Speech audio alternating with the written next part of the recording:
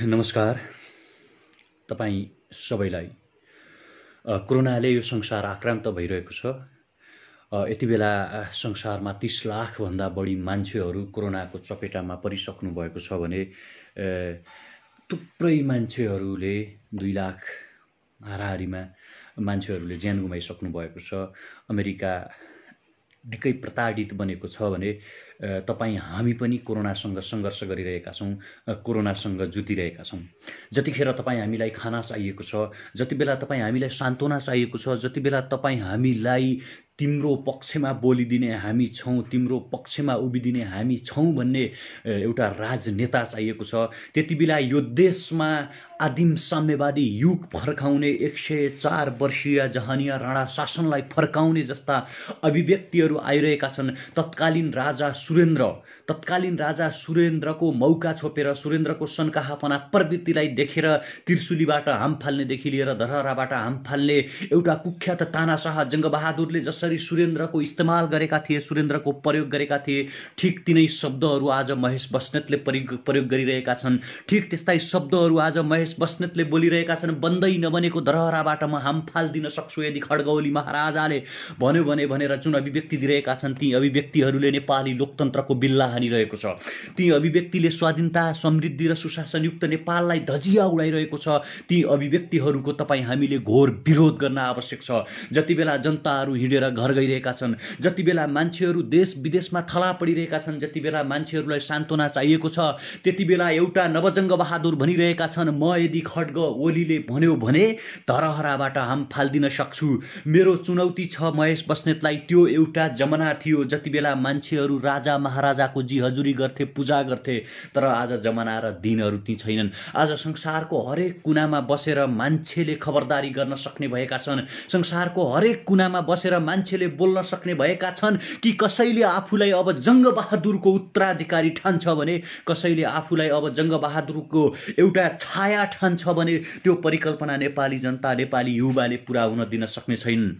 तत्कालीन समयमा राजा सुरेन्द्रको सनक्कै भरमा, तत्कालीन समयमा राजा सुरेन्द्रको सन्की प्रवृत्तिका कारणले 104 वर्षीय जहानिया राणा शासनको जसरी उदय भएको थियो, आज तिनै जङ्गबहादुर बन्ने प्रयत्न गरिरहेका महेश बस्नेत र सर्वेन्द्र खनाललाई अब ठाउँ ठाउँबाट लकेटिनेछ। अब ठाउँ ठाउँमा जनताले जुत्ता प्रहार गर्नेछन्, ठाउँ ठाउँमा जनताले कालो मुसो तयार गर्नेछन्। यतिले पनि पुगेन भने युवाहरूले विद्रोह गर्न आवश्यक छ। आज खाना बाँड्ने युवाहरूलाई चाहिँ जेल लिएका छन्। आज सामाजिक सञ्जालमा लेखेकै भरमा अभियन्ताहरूलाई जेल कोचिएका छन्। अब एउटा युवाको नयाँ विद्रोह जन्मिन आवश्यक छ, युवाको आक्रोश जन्मिन आवश्यक छ। केपी ओलीको काल कोठरी भित्र छिरेर, जङ्गबहादुरको काल कोठरी भित्र छिरेर सिंहदरबार र बालुवाटारका नव महाराजाको काल कोठरी भित्र छिरेर ज्ञानेन्द्र साईलाई बाहिर ल्याउन आवश्यक छ। भीमसाईको 25,000 कहाँ जानेछ त्यो कुराको लेखाजोखा गर्न आवश्यक छ। मेरो प्रश्न छ सिंहदरबार र बालुवाटारका नाइकेलाई, जति बेला तिमी हाँसका छोइला खाँदै नेपालको सार्वजनिक ढुकुटी प्रयोग गरेर, नेपालको सरकारी ढुकुटीलाई खर्च गरेर संसद अपहरण गरिरहेका थियौ नि, मेरो प्रश्न छ खड्ग ओलीलाई आज 80 लाख विदेशिएका युवाहरू नेपाल आउन चाहन्छन्। 80 लाख विदेश भाषिएका युवाहरू नेपाल फर्किन चाहन्छन्, जसले विदेशबाट पठाएको पैसाले तिम्रो सिंहदरबार र बालुवाटार चल्छ, तिम्रा हाँसका छोइला चल्छन्, तिम्रा संसदहरू र तिम्रा युवराज जस्ता जङ्गबहादुरहरू, तिम्रा लठैट गुन्डाहरू, भस्मसुर रूपी केपी ओली, तिम्रा अरिङ्गाल र तिम्रा बगिनीहरू जुन खर्चले बाँच्छन् नि, त्यो खर्च पठाउने 80 लाख युवाहरू आज विदेशमा छन्। उनीहरू नेपाल फर्किन चाहन्छन्। ती 80 लाख युवा आफ्नो देशको प्रधानमन्त्रीलाई भेट्न चाहन्छन्। भस्मासुर रूपी केपी ओली, खड्ग ओली, तिम्रा कार्यकर्तालाई, तिम्रा महेश बस्नेतलाई, तिम्रा सर्वेन्द्र खनाललाई तिमी हाँसका छोइला खुवाउँछौ, तर 80 लाख युवाहरू नेपाल फर्किन चाहन्छन्। के तिमी विदेशमा एरोप्लेन पठाउन सक्छौ? के ती 80 लाख युवाहरूलाई नेपाल ल्याउन सक्छौ? के ती 80 लाख युवाहरूलाई मेरियट जस्तै होटलमा राख्न सक्छौ? के ती 80 लाख युवाहरूलाई हाँसको छोइला खुवाउन सक्छौ? तिमीसँग नैतिकता छ प्रधानमन्त्री? तिमीसँग आधार छ प्रधानमन्त्री? तिम्रा भक्तहरू, तिम्रा लठैतहरू, तिम्रा हनुमानहरू तिम्रो मलद्वारलाई पनि हरिद्वार ठानिरहेका छन् भने तिम्रा लागि बन्दै नबनेको धरहराबाट हाम फाल्न तयार छु भनिरहेका बेला विदेशिएका 80 लाख युवाहरूलाई नेपाल ल्याउने दम्ब, साहस र नैतिकता छ तिमीमा? यदि तिमीमा त्यो नैतिकता, साहस, दम्भ र इमान छैन भने किन प्रधानमन्त्री बनिराख्छौ? पदका लागि जे पनि गर्न तयार हुने खड्ग ओलीलाई अब हामी हाम्रो देशको प्रधानमन्त्री मान्न सक्दैनौँ। कसरी मान्न सक्छौँ? जति बेला हामीलाई खाना चाहिएको थियो, जति बेला मान्छेहरू हिँडेर घर गइरहेका छन्, आज तिम्रो अध्यादेशले नेपाली राजनीतिमा गलत प्रवृत्तिको प्रवेश गरेको छ। आज मान्छेहरू राजनीतिप्रति वितृष्णा पैदा गरिरहेका छन्, युवाहरू राजनीतिप्रति विश्वास मानिरहेका छैनन्। आम विदेशिएका युवाहरू त्यो देशको संस्कृति युक्त, सुसंस्कार युक्त, कल्याणकारी लोकतन्त्र युक्त राजनीतिलाई हेरेर काश मेरो देशको प्रधानमन्त्री पनि यस्तै भइदिएको भए, काश मेरो देशको राष्ट्रपति पनि यस्तै भइदिएको भए, मेरो देश कति सुन्दर हुन्थ्यो भन्ने परिकल्पना गरिरहेका बेला, त्यो देशका सुन्दर विकासका योजनाहरू देखिरहेका बेला तिमीलाई हामी हाम्रो देशको प्रधानमन्त्री कसरी मान्न सक्छौँ? खड्ग ओली आफ्नो बालुवाटारको राज शासनलाई जसरी पनि टिकाइ राख्नका लागि कहिल्यै प्रचण्ड उचाल्ने त कहिल्यै माधव नेपाल उचाल्ने, अनि कहिल्यै झलनाथ खनाल त कहिल्यै वामदेव गौतम उचाल्ने। त्यतिले पुगेन भन्दैमा आफ्नै जनताको बहुदलीय जनवादलाई त्रिशुलीको दास ढुङ्गामा तिलाञ्जली दिएर राष्ट्रपति बन्न सफल महामहिम मार्फत गलत तपाईँको चाहिने अध्यादेश ल्याएर सांसदसम्म अपहरण गर्न पछि नपर्ने खड्ग ओलीलाई यो देशको कुन चाहिँ युवाले, यो देशको कुन चाहिँ सबल नागरिकले, यो देशको कुन चाहिँ क्रिटिक्स मान्छेले आज देशको प्रधानमन्त्री मान्लान्? यो कुरा हामी कसरी पत्याउन सक्छौँ? हामी कसरी विश्वास गर्न सक्छौँ? जति बेला 80 लाख युवाहरू यो देशमा रेमिटेन्स पठाउँथे, जतिखेर 80 लाख युवाहरू यो देशको राष्ट्रिय ढुकुटी निर्माण गर्थे, त्यति बेला सबैले हाई गर्थे। आज खड्ग ओली आफ्ना केही मतियारहरूलाई, आफ्ना केही लठैतहरूलाई संसद अपहरण गर्न लगाउँछन्, अनि यो देशको प्रहरीलाई कब्जा गर्छन्, यो देशको सुशासनलाई कब्जा गर्छन्, यो देशका संवैधानिक अङ्गहरूमा गिद्ध दृष्टि गार्छन्, अनि यो देशको सबैभन्दा पुरानो रेडियो नेपालमाथि चाहिँ कब्जा गर्न खोज्छन् भने यहाँ लोकतन्त्र छ कि जङ्गबहादुरको शासन छ? यहाँ ओलीतन्त्र छ कि गुण्डा राज छ? यो कुरा तपाईँ हामी सबैले प्रश्न गर्न आवश्यक छ। ज्ञानेन्द्र साईलाई किन छोडिएन? ज्ञानेन्द्र साईलाई किन रिहाई गरिएन? प्रश्न छ। यदि तिमीले ज्ञानेन्द्र साईलाई छोडेनौ भने अब युवाले सडकबाट तिम्रा जेलहरूमाथि आक्रमण गर्नेछन्, तिम्रा प्रशासनमाथि आक्रमण गर्नेछन् र ज्ञानेन्द्र साईलाई छुटाउनेछन्। यो कुरा तिमीले बुझ्दा र जान्दा आवश्यक हुन्छ। कोरोनाको 80 करोडको राहत बाँड्यौ जुन तिमीले भन्यौ नि, त्यो कहाँ बाँडियो? कुन पसलबाट सामान कुनियो? नेपालको कुन चाहिँ जनतालाई त्यो राहत दियो? हरेक मान्छेले प्रश्न गर्न आवश्यक छ। त्यो राहत कुन चाहिँ मान्छेले पायो? मैले पाएँ भनिदिनु पर्यो। यतिले त पुगेन।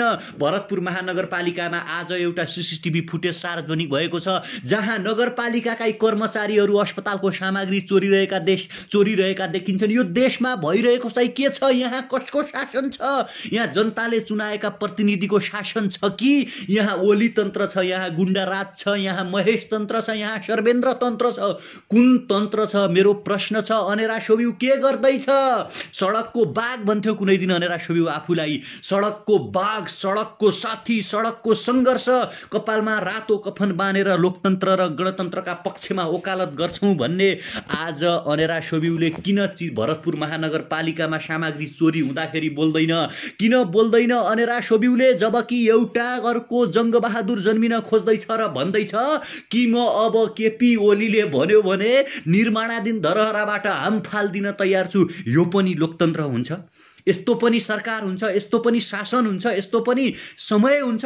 आज ठाउँ ठाउँमा अभियान प्रहार भइरहेको छ। त्यो प्रहारको जिम्मा कसले लिन्छ?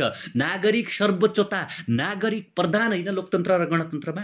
नागरिकहरू पहिलो प्राथमिकतामा होइन, देश पहिलो प्राथमिकतामा होइन लोकतन्त्र र गणतन्त्रमा? देश पहिलो प्राथमिकतामा हुँदा हुँदै पनि देशभन्दा माथि गलत राजनीति कसरी बन्यो? देशभन्दा माथि केपी ओली कसरी बने? संविधानभन्दा माथि केपी ओली कसरी बने?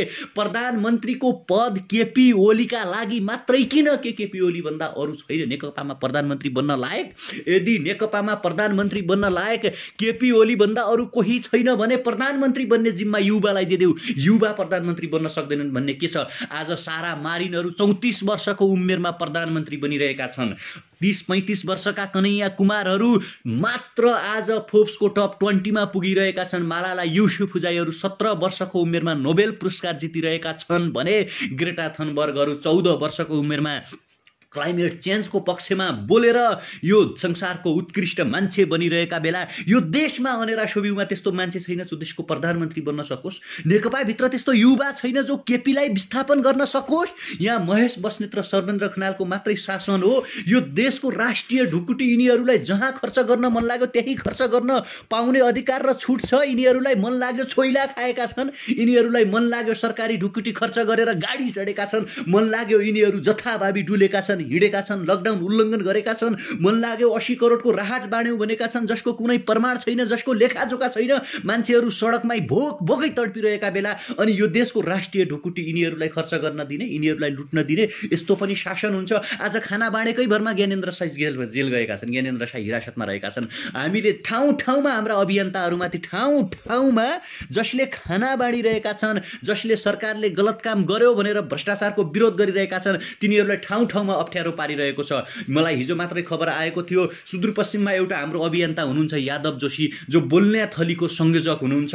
बोल्न्या थलीले पश्चिम सेतीका लागि थुप्रै कार्यक्रम गरेको छ, सडकमा सङ्गीत सङ्घर्ष कार्यक्रम गरेको छ, काठमाडौँमा कचौरा दैलोमा दबाई अभियान अनि दाना पानी अभियान सुरु गरेका यादव जोशीलाई चाहिँ सुदूरपश्चिमको सरकारले नियन्त्रण लिन खोज्दैछ।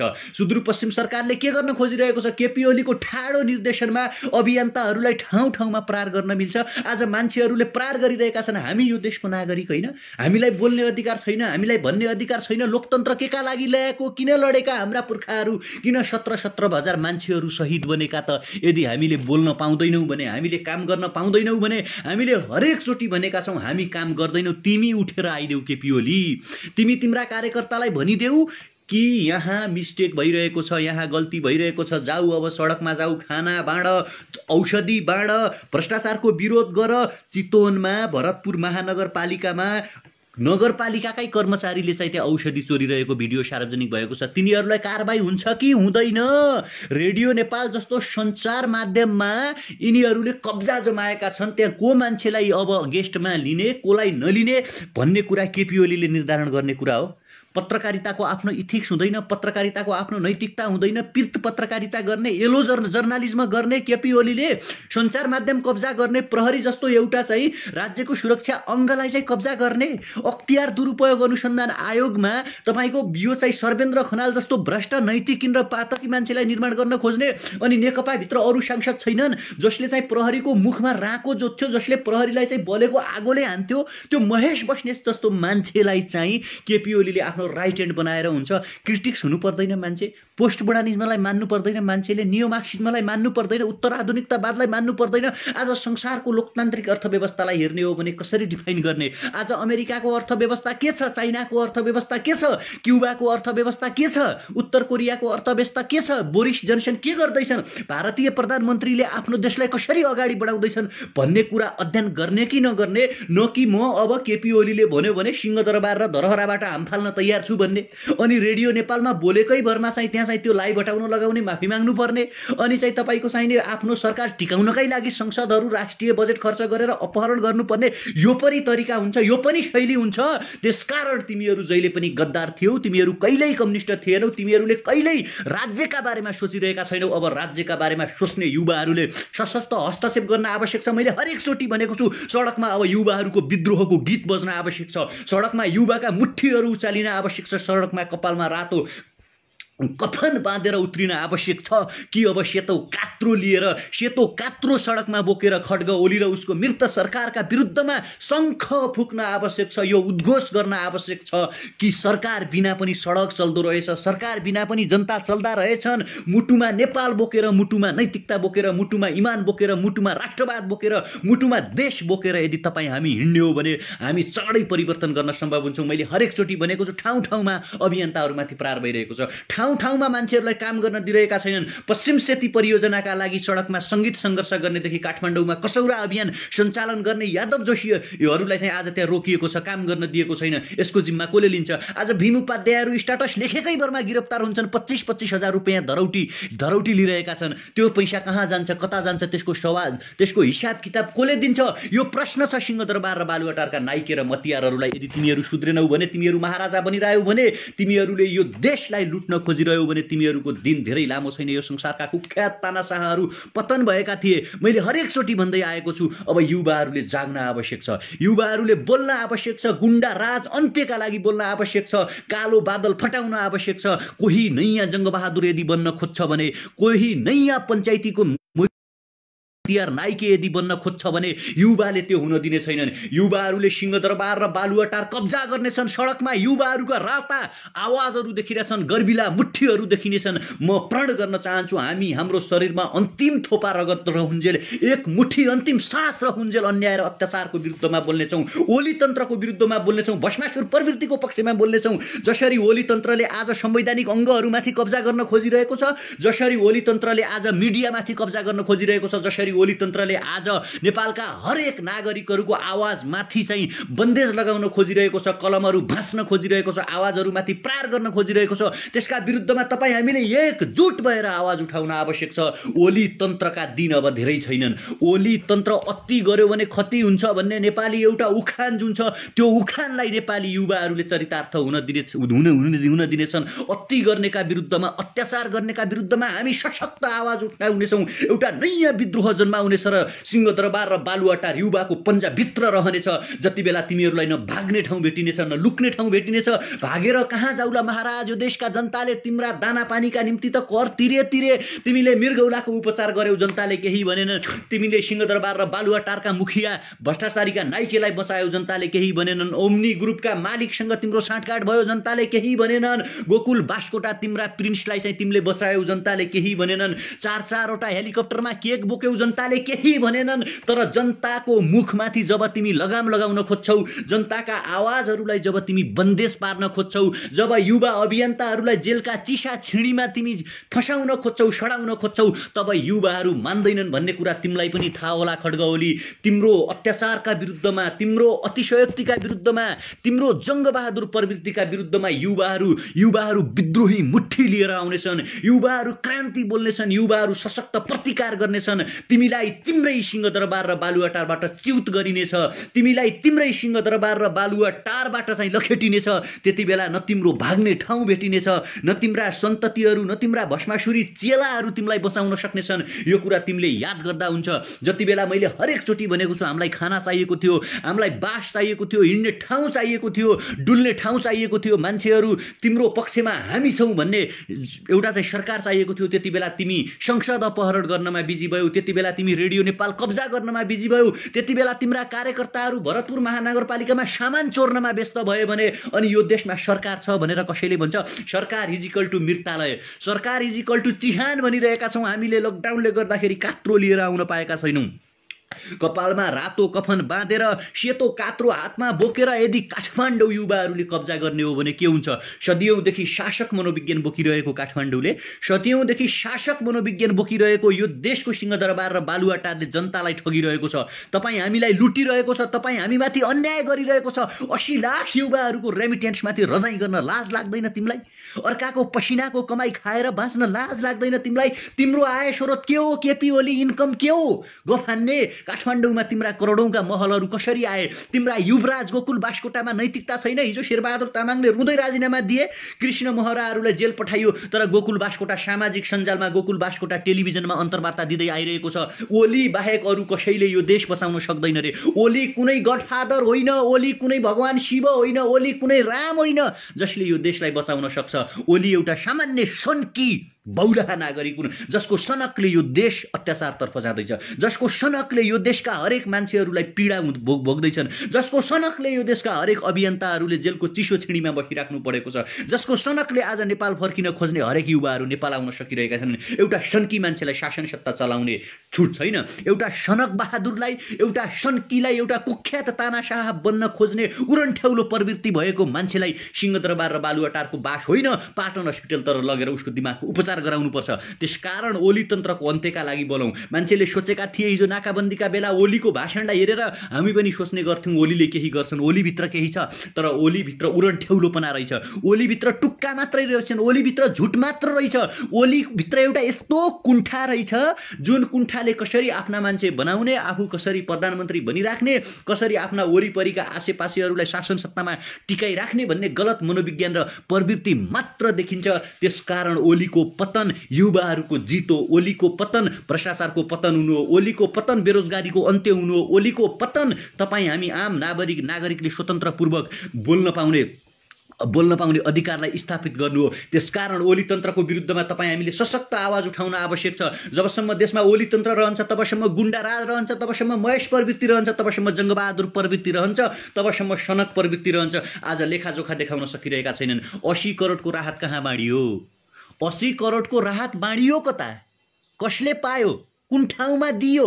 के हो कम्युनिस्टपना भनेको? यही हो। अभियन्ताहरूलाई गिरफ्तार गर्नु कम्युनिस्टपना हो? ज्ञानेन्द्र साईलाई जेलको चिसो छिँडीमा सडाउनु के अरे कम्युनिस्ट हो? यादव जोशीहरूले पश्चिम सेती परियोजनाका लागि बोल्ने थली मार्फत सङ्घर्ष गर्दै गर्दा उनीहरूलाई त्यहाँ रोकिनु, काम गर्न नदिनु कम्युनिस्टपना हो? भर्खरै अब सुनिँदैछ बजेट चाहिँ फेरि निर्माण गर्दैछन् रे। म बोल्ने थलीको एउटा चाहिँ त्यो कार्यक्रममा सधैँ एक्टिभली लागिराख्ने हुनाले पश्चिम सेती परियोजनाका लागि यदि बजेट छुट्याइएन भने अब सिंहदरबार र बालुवाटार कब्जा हुन्छ। सुदूरपश्चिमले कब्जा गर्छ सिंहदरबार र बालुवाटारलाई। नेपालको तपाईँ जुन जुन ठाउँको युवाहरू कृपया तपाईँहरू हेर्दै हुनुहुन्छ, जुन जुन ठाउँको युवाहरू अब त्यो ठाउँको विकासका लागि बजेट खोज्ने हो, लुस्ने हो बजेट। के छ त आफ्नो ठाउँको सम्भावित परियोजना, त्यसमा बजेट किन हालेन ओली सरकारलाई सोध्ने हो। आफ्नो ठाउँको विकास परियोजनाका लागि बजेट अब आफैले माग्ने हो। दे बजेट निकासा गर, छुट्या बजेट भाषणमै बोलिनुपर्छ ती ठाउँहरू विकासका सम्भावनाहरू। ओलीको बालकोट र ओलीको झापामा मात्रै टावर बनाएर केही हुनेवाला छैन। यो देशका आम मान्छेले खान पाउनुपर्छ। यो देशका हरेक गरिबहरूको घर घरमा बजेटको अंश पुग्नुपर्छ। यो देशका हरेक सर्वहारा वर्ग, यो देशका हरेक मजदुर, यो देशका हरेक विद्यार्थी, यो देशका हरेक नागरिक, अब हरेक युवाले नेपाल फर्किनुपर्छ। विदेशिएका हरेक युवा कहिलेसम्म विदेश बस्ने, कहिलेसम्म अर्काको देशमा आफूलाई बेचिराख्ने, कहिलेसम्म चाहिँ शरम सम्झौता गरेर युवालाई विदेश पठाइराख्ने। युवालाई नेपालमा रोजगार दिन सकिँदैन भने छोड्नुहोस् ओलीजी। किन बसिराख्नुपर्ने? देश तपाईँको मात्र हो। सिंहदरबार र बालुवाटारमा तपाईँले इमान्दारीपूर्वक शासन गर्न सक्नु भएन भने बालकोट गएर बस्नुहोस्, बालकोटमा बस्नुहोस्, त्यहाँ आराम गर्नुहोस्, रेस्ट गर्नुहोस्। नेकपाको कोकोलाई चाहिँ सल्लाह दिने हो, त्यहीँबाट सल्लाह दिनुहोस्। सूर्य थापालाई सल्लाह दिनुहोस्, गोकुल बास्कोटालाई सल्लाह दिनुहोस्, महेश बस्नेत आफ्ना चेला चाली अनि हाम्रो चाहिँ सर्वेन्द्र खनाललाई त्यहीँ वरिपरि सेक्युरिटी गार्ड बनाउनुहोस्, त्यतैतिर लिएर त्यहीँ राख्नुहोस्। तर सिंहदरबार र बालुवाटारमा बस्ने धस्काउने, साइन धस्काउने, धस ल यो देशमा युवालाई बेच्ने, यहाँ युवालाई बेच्ने, यहाँ युवालाई बेच्ने, यहाँ यति सम्झौता गर्ने भन्ने, विदेश जान्छन् र युवाहरूले नेपालमा रेमिटेन्स पठाउँछन् अनि आफूले मोज गर्ला भनेर युवालाई विदेश पठाउने प्रवृत्तिको अन्त्यका लागि भए पनि तपाईँ हामीले खड्ग ओलीको पतनको बाटो रोज्नु छ। खड्ग ओलीले सिंहदरबार र बालुवाटारमा बस्न छुट छैन। अब कुन नैतिकताले बस्छौ? विधायक ल्याएका थियौ, फिर्ता गराइदिए। संसद अपहरण गर्यो, फिर्ता गराइदिए। रेडियो नेपालमा हस्तक्षेप गर्यो, नागरिकले विरोध गरे। मान्छेहरूलाई नागरिकले विरोध गरे। हामी खाना बाँडिरहेका थियौँ, हामीलाई ठाउँ ठाउँमा रोक्यौँ। अर्को एउटा अभियन्ताले खाना बाँडिरहेका थिए, उनलाई जेल पठाइदियौ। भीम उपाध्यायले सामाजिक सञ्जालमा लेखे, उनलाई चाहिँ जेल हाल्यौ। अनि सुदूरपश्चिममा यादव जोशीहरू बोल्ने थली मार्फत सङ्घर्ष गरिरहेका थिए, त्यहाँ उनलाई काम गर्न रोकिरहेका छौ। नैतिकता कहाँ छ भने तिमीमा? इमान्दारिता खै, कम्युनिजमपना खै, देशको प्रधानमन्त्री तिमी जस्तै हुन्छन्। एक पछि अर्को गर्दै काण्डमा फँसिरहेका तिमीलाई त निर्मला पन्तको पाप लाग्छ। खड्ग ओली, जति बेला निर्मला पन्त काण्ड चरम उत्कर्षमा थियो त्यति बेला तिम्रो प्रहरी प्रमुख, तिम्रो झोले, तिम्रो छोरो, तिम्रो चाहिँ नजिकको के भन्छन् त्यो हनुमान सर्वेन्द्र खनाल प्रहरी प्रमुख थियो।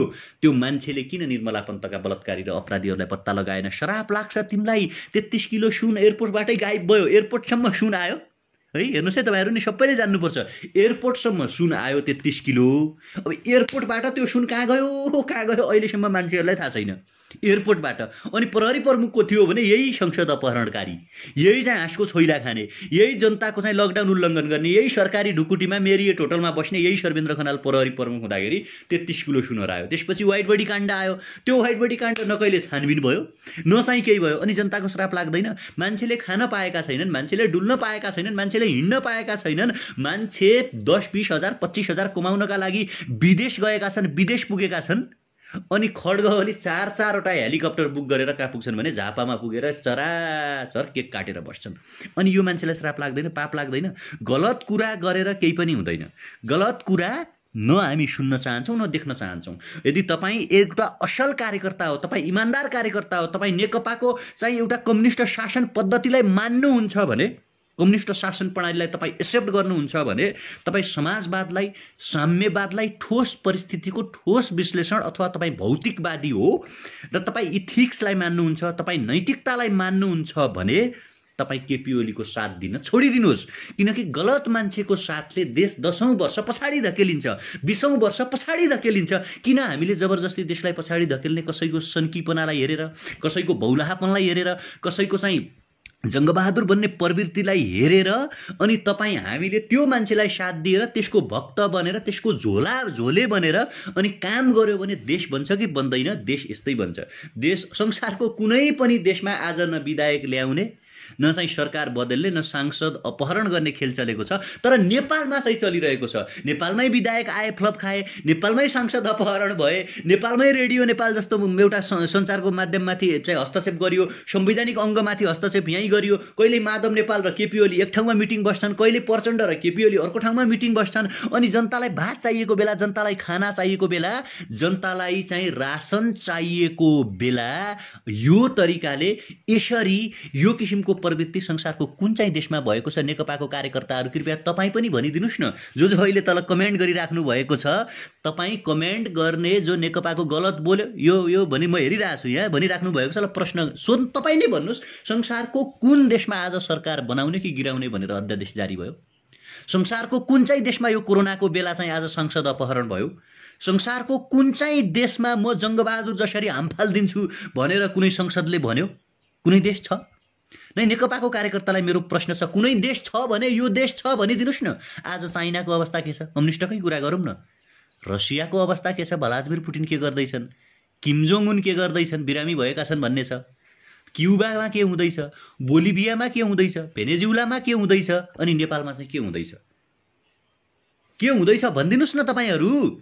अर्कालाई गाली गर्नुभन्दा अगाडि, अर्कालाई जे पायो त्यही भन्नुभन्दा अगाडि एकचोटि तपाईँहरू भनिदिनुहोस्, केपी ओलीलाई प्रश्न सोध्नुहोस् कि जनताले खान पाए कि पाएनन्?